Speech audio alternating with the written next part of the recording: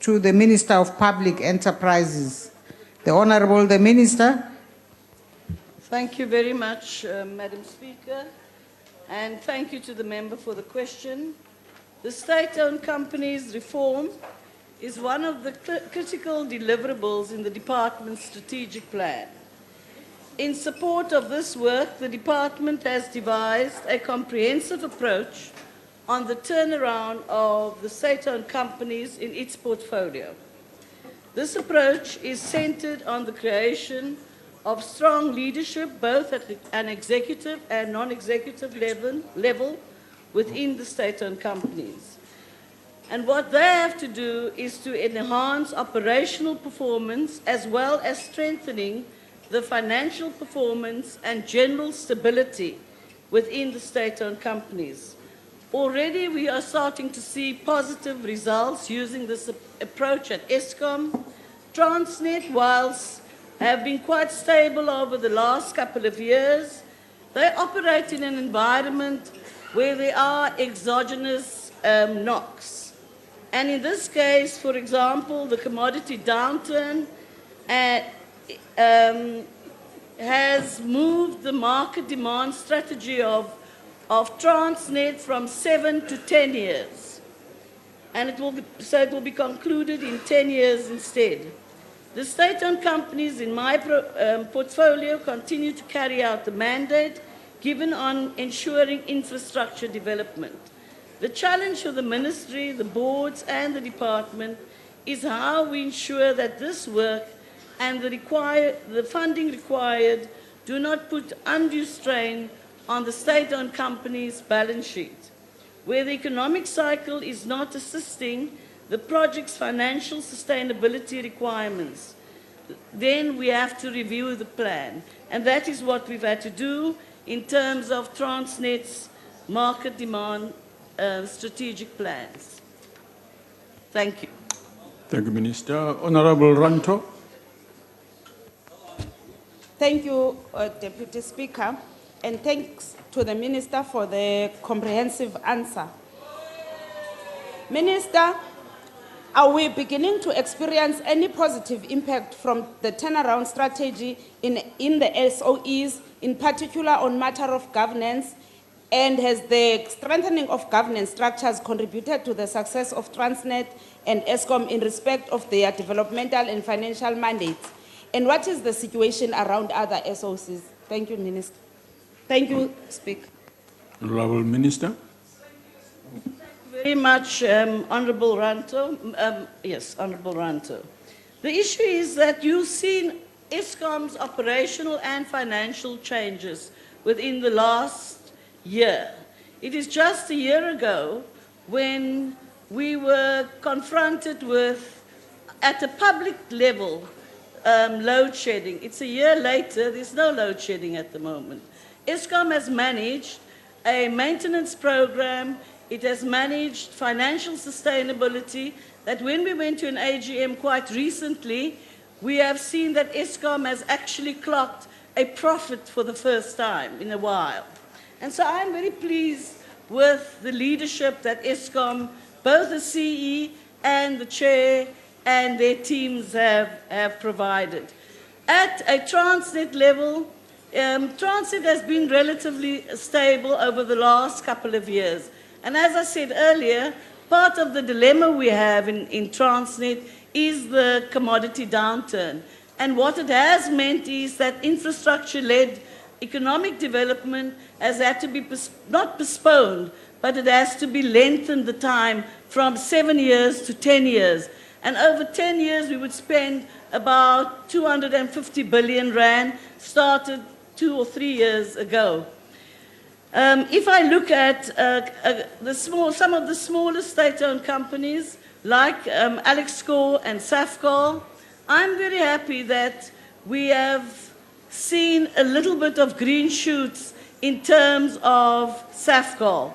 Safcol's leadership has strengthened, but now we have to go and appoint a CE and so forth. I am very pleased to also note that within Safcol, they have actually taken actions, and as we speak today, many of the former executives have been taken, their matters have been taken to the Hawks. So it's still at sensitive level, Thank you, Honourable but we need Minister. to deal with it. Thank you. Honourable Carter.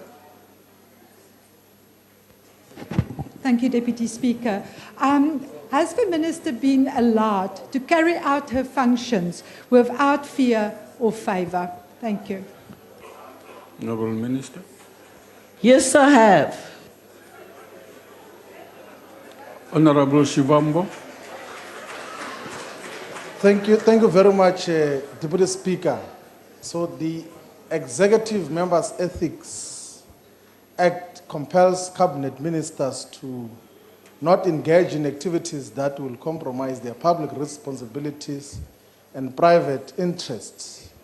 I want to ask a direct question to the Minister of Public Enterprises.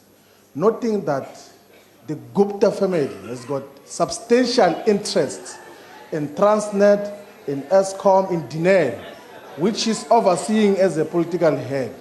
Have you ever met with the Gupta family? Did you ever discuss any private interest with the Gupta family? And when was the last time you went to Saxon World to meet the Gupta family? Honest answers, and we'll make follow-up about this. If you lie to us here, you must know that you're going to go down very soon. Response. Thank you very much to the Honourable Member for his question. I have no private interest in any businesses. I actually believe, as a politician, as somebody who is a public representative, that I should never have other interests. That doesn't mean that other people who declare that has done anything wrong. It does mean that you've got to declare.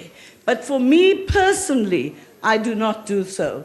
Have I met the Guptas? I have to say I used to be the MEC for Economic Development and Finance in the Western Cape.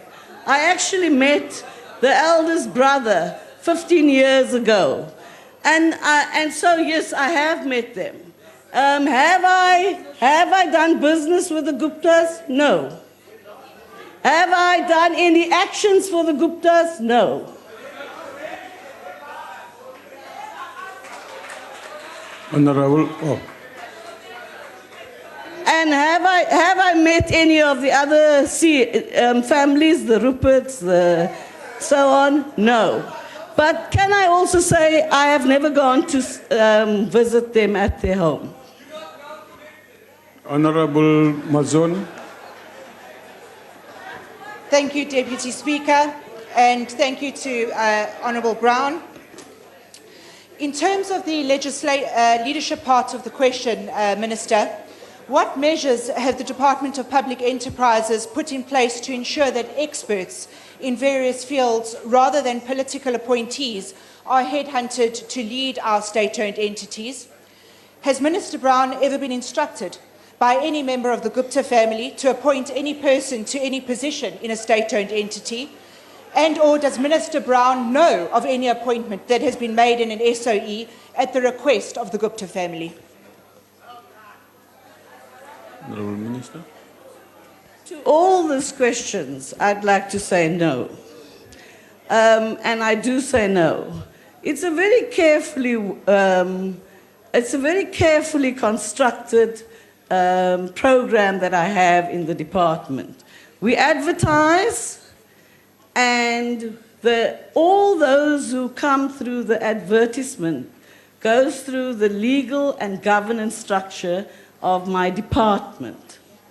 And then it's in the department that they are shortlisted in terms of the specific skills that are needed for the specific state-owned company.